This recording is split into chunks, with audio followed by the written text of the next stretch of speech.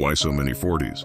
Throughout the Bible, the number 40 repeatedly appears at decisive moments in the history of redemption. Kings, judges, prophets, and God's own people experienced periods of 40 years or 40 days, revealing a pattern that deserves careful attention, more than simply a measure of time.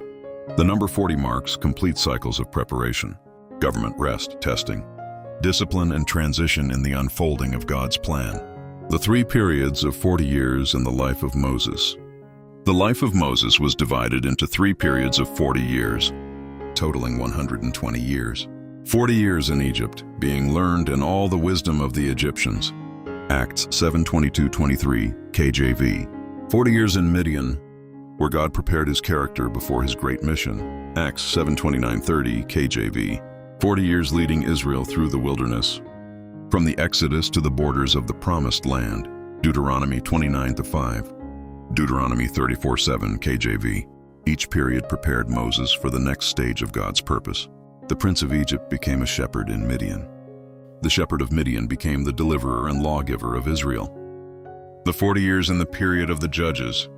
After Israel entered the Promised Land, the number 40 continued to appear throughout the period of the judges. In the days of Othniel, the land had rest for 40 years. Judges 3:11, KJV. In the days of Deborah and Barak, the land had rest for 40 years. Judges 5:31, KJV. In the days of Gideon, the land was in peace for 40 years. Judges 8:28. Before the calling of Samson, Israel was delivered into the hand of the Philistines for 40 years. Judges 13:1, KJV. Afterwards, Eli judged Israel for 40 years.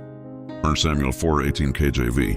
These passages show that the number 40 appears both in periods of peace and in periods of discipline and government, demonstrating that God continues to direct the history of his people in times of blessing as well as correction. The 40-year reigns of Israel's first kings.